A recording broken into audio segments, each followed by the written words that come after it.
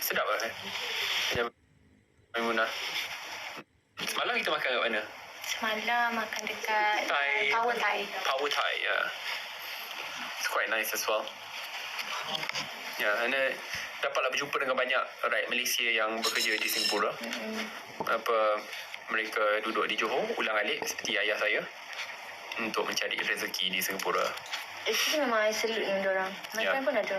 Not easy tau. It's not easy sebab diorang akan memakan masa sejam 2 jam of course, untuk sampai ya. Makanan kuat. Okay, imagine 2 to 3 hours a day on the road. It's remarkably stressful. Kalau you mungkin berlari takut kan. You akan berbasikal. Saya lebih rela berbasikal daripada menghadap trafik.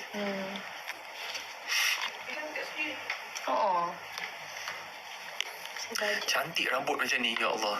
Guys, ni ini terpaksa buat rambut macam ni, bukannya rambut jadi model tak. Sebab karakter baru bangun tidur. 10 km under 40. Ush, gila kalau under 40 minit tu maksudnya pace kena 3. Kalau under 40 pace 3 iya ke? Bukan pace 3. I'm doing the maths wrong. Yalah, pace 3 kidding me.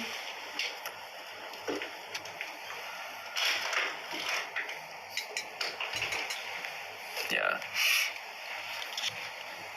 Cuma nanti bila dah habis show, kita nak makan lagi.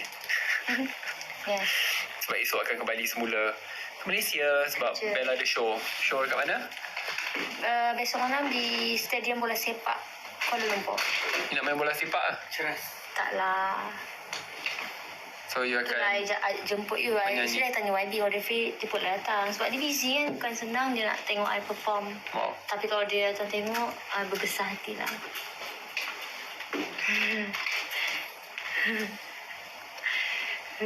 Dia tengah tengok saya dah guys. Dia pernah tak join saya dekat Parlimen, tengok saya setiap hari dekat Parlimen? Macam mana tu? Kalau saya boleh nanti kita semua ada bidang masing-masing, ada kerja masing-masing. Hari Ahad kat mana? Pavilion? Buat apa? Buat apa? Nyanyi lah. Kalau saya berdebat pula.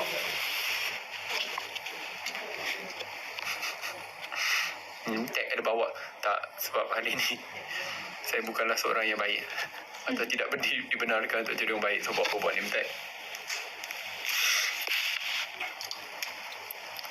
Check 8 dah. Okay, sekejap. 8 dah. Hari kita settle Tapi kita nak start dah kejap lagi kan? Ya. Kita perlu